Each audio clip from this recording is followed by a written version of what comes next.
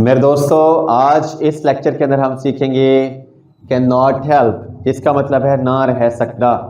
जैसे मैं अंग्रेज़ी बोले बगैर नहीं रह सकता, मैं आपकी वीडियोस देखे बगैर नहीं रह सकता, मैं आपको पढ़ाए बगैर नहीं रह सकता। और दूसरा हमारा स्ट्रक्चर होगा फेयरली और रादर का प्रॉपर यूज़, कैसे किन किन सिचुएशंस में इनका यूज़ होता है।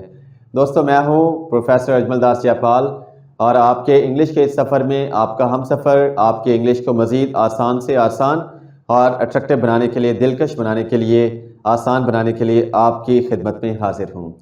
दोस्तों, डिस्कस करते हैं कैन नॉट हेल्प, ना रह सकना। I can not help speaking English, मैं अंग्रेज़ी बोले बगैर नहीं रह सकता। या I could not help speaking English, मैं अंग्रेज़ी बोले बगैर नहीं रह सकता था। We can not help eating together, हम इकट्ठे खाए बगैर नहीं रह सकते। We could not help eating together, हम इकट्ठे खाए बगैर नहीं रह सकते थे। You cannot help travelling abroad, आप बाहर का सफ़र किए बगैर नहीं रह सकते। You could not help travelling abroad, आप बाहर का सफ़र किए बगैर नहीं रह सकते थे।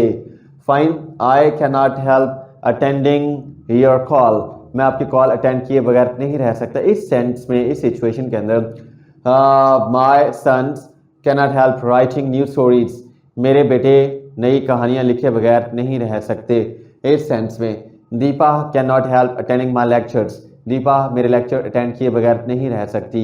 इस सेंस में ये क्या होगा मेरे दोस्तों, subject plus can not help या कुड नॉट हेल्प, और यहाँ पे लगेगी आईएनजी फॉर्म। इसका ख्याल रखना है, कैन नॉट हेल्प या कुड नॉट हेल्प के साथ क्या है, आईएनजी फॉर्म, जिसको हम प्रेजेंट पार्टिसिपल भी कहते हैं, आईएनजी फॉर्म भी कहते हैं, इंग फॉर्म भी कहते हैं, fourth form first form plus ING भी कहते हैं, जिसको हम फोर्थ फॉर्म भी कहते हैं।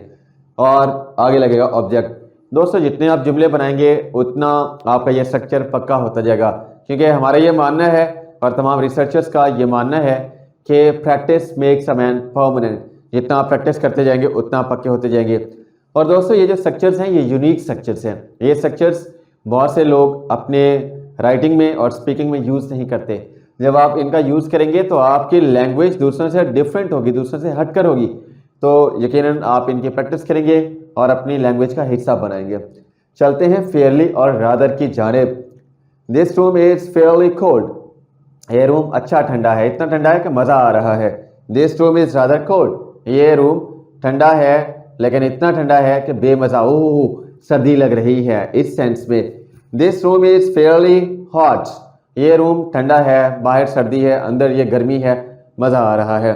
This room is rather hot, ये रूम बाहर भी गर्मी अंदर भी गर्मी, इतनी गर्मी है कि पसीना आ रहा है, बंदा शराबूर हो गया। इस सेंस में this room is fairly big, ये कमरा इतना बड़ा है कि ठीक है। This room is rather big, इतना बड़ा है कि मतलब कोई मैनेज नहीं हो पा रहा। This room is fairly small, ये कमरा अच्छा छोटा है, ठीक है, हर चीज़ एडजस्ट हो गई है। This room is rather small, इतना छोटा है कि लोग भी नहीं फिट हो रहा है, चीज़ें भी सेट नहीं हो रही। तो ये फेयरली का मतलब है मौजू, अच्छा, जिससे मज़ा आ रहा है। रादर का मतलब है गैर मौजू, जिससे आपको मज़ा नहीं आ रहा, जिसमें आप एंजॉय नहीं कर पा रहे। इस सेंस के अंदर, इस सिचुएशन के अंदर दोस्तों आप समझ गए होंगे फेयरली मुनासिब और रादर गैर मुनासिब की सिचुएशन में यूज़ होता है। ये है सब्जेक्ट और ये है बी फैमिली।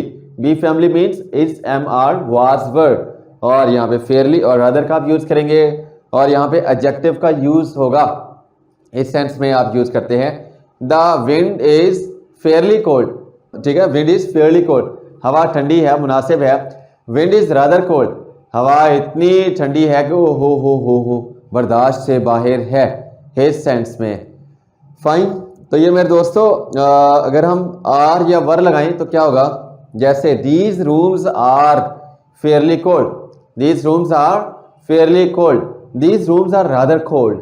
फाइन। इस सेंस में दिस अगर हम कहते हैं दीज रूम्स वर तो पास में होगा, these rooms were Fairlie cold, these rooms were rather cold. इस सेंस में यानी कि प्लूरल में आर भी लगा सकते हैं प्रेजेंट की सिचुएशन में, वर भी लगा सकते हैं पास्ट की सिचुएशन में। तो ये मेरे दोस्तों हमने डिस्कस किया फेयरली और रादर का।